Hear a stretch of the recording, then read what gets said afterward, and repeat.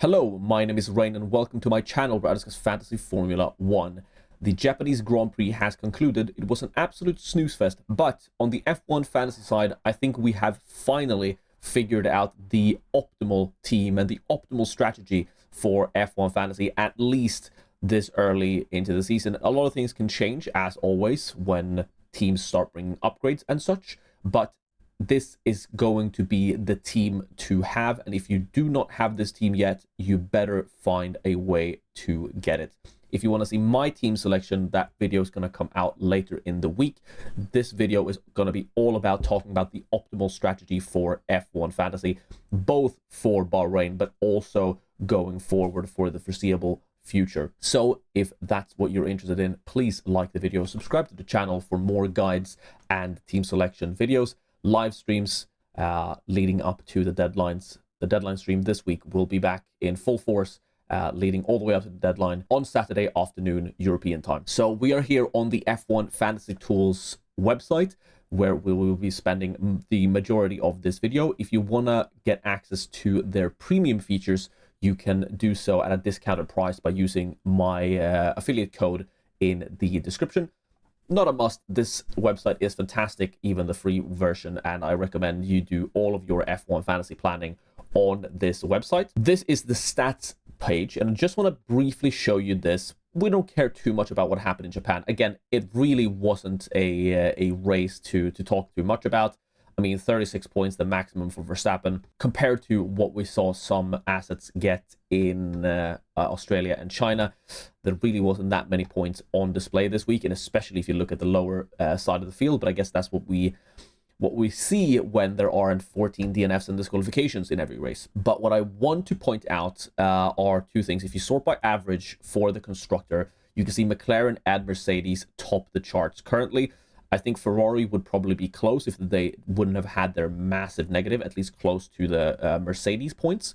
Not all the way there, but between Red Bull and Mercedes for sure. The main thing with Mercedes as a constructor is that they are way cheaper than both Ferrari and Red Bull, meaning that you can actually afford them together with the undisputed GOAT of not even just constructors, but assets overall, which is the McLaren constructor. Even when they don't win, McLaren still have two cars almost always on the podium or high up in the ranking. So you can see here 71, 101, and then 71 again.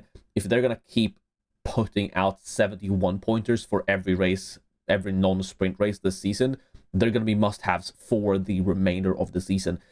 So really, once you've locked down your McLaren spot, you need to figure out how to build your team around that. And this is what this video is going to be about, because combined with the Mercedes constructor, you cannot afford Norris, you cannot afford Verstappen, but you can afford Oscar Piastri, which is why I'm wearing the hoodie right now, and which is why he is on the thumbnail of this video. The core strategy for at least the next foreseeable future is going to be Piastri as your 2x driver with McLaren and Mercedes. That is the meta. That's just how it's going to be. And if you do not have that team, you really need to find your route to getting there. For example, I'm not going to be able to have that team in Bahrain because of how I've structured my team with budget building, but my plan is to have it for Saudi Arabia. So I'm going to make a transfer, or my transfer that I will inevitably make in Bahrain will be geared towards setting that move up and setting that team up. And then once you have McLaren and Mercedes in there alongside Oscar Piastri, you don't have that much budget remaining. And at that point, you're just going to look at the cheap drivers that you can afford. On the budget builder page on the F1 Fantasy Tools website, you can see the likelihood or what points each asset needs to get to increase in price. And now that finally all the cheap rookies have had their DNFs from Australia removed, or not removed, but they're out of the equation, you can see now at Hadjar's price at 4.5 million, he is now very, very likely to rise in price for the next Grand Prix. In fact, as long as he avoids a DNF, he's probably rising in price. So if you're wondering who to pair your Piastri, McLaren, and Mercedes with, I mean, I would just take a look at this budget building page and pick the drivers that look most likely to. Another thing that is really interesting is that now that we can finally see the entire view of this and see how it works, we have 3 races in the back and we know how the budget building system works in the game now. video about that will be coming out shortly as well. We can see how unlikely it's going to be for these cheap assets to actually increase in price on a race by race basis.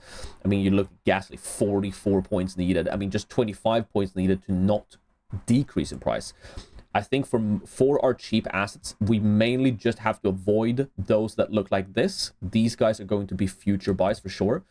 But if you, even something like Lawson, Hulkenberg, which I know a lot of people have Hulkenberg since he's risen in price a couple of times, he needs to score 11 points to just not decrease the maximum. Hulkenberg, for me, a must sell for Bahrain if you have him. And Hulkenberg is the perfect asset to sell to someone like a Hadjar, Doohan, or Behrman, who look very likely to rise in price for an additional race. And this is going to be the strategy for at least the first half of the season, right? I don't know exactly where the cutoff is, where we don't care about budget anymore and we only care about points. But you could only predict points to a certain extent, right?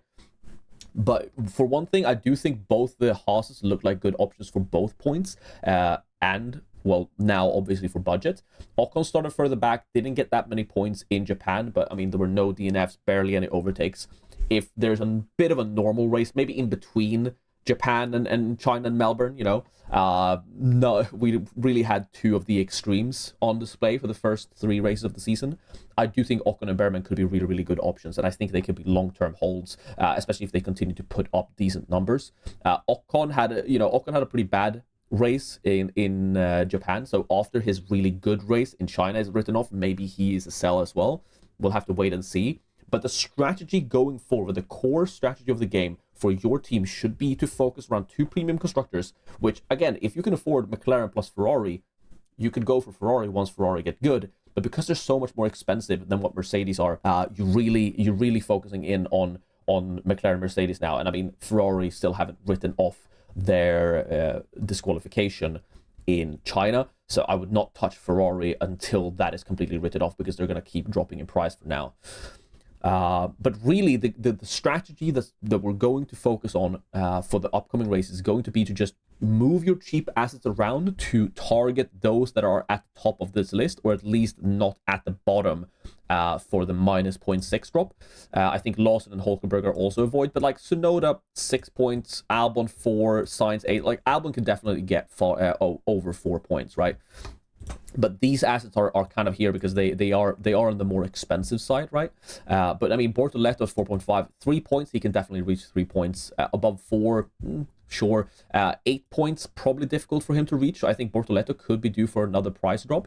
But meanwhile, you have Hadjar, Doohan, both needing negative scores to decrease in price, and that's what we're going to target. If your asset DNF, they DNF, you can't really predict that. But going for the assets that are likely to rise in price despite having a 1-2 pointer type of race, because I mean that's what we saw in Japan. I mean not all, but majority of the cheap assets had horrible point scores. The highest one was Hadjar with an 8-pointer, which last year, sure, that would definitely be enough for a price increase.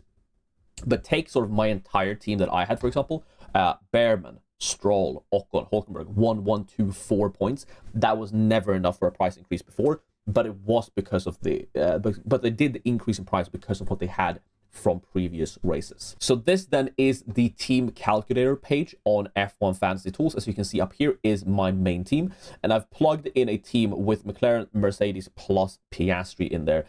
It would take a minus 20 to get to, which is why right now, if I actually remove Piastri here, they don't recommend me taking this, because I can do a minus 10, and get one of the Mercedes assets in there.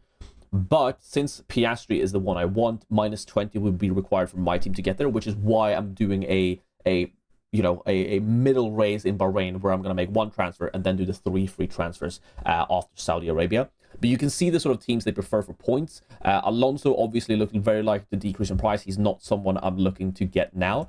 But for budget increases, you can see here, it's going to be the team of Ocon, Behrman, Doohan, Hadjar, all of those guys that we saw at the top of the budget building page. But again, points-wise, Alonso is definitely going to be an option. Alonso looks really likely to drop in price once more in Bahrain, but that's sort of why I'm doing this drawn out period and not rushing to get this team, is because once Alonso's dropped again in Bahrain, I think he could be a fantastic option to buy and get in Saudi Arabia.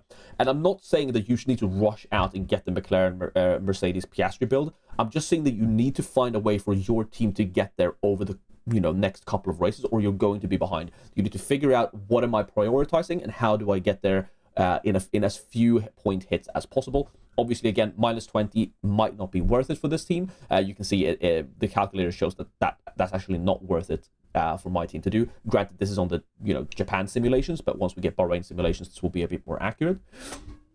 But overall, these are going to be the best teams, and you can see all of these: Ocon, Behrman, Alonso, Hadjar, Hulkenberg in there.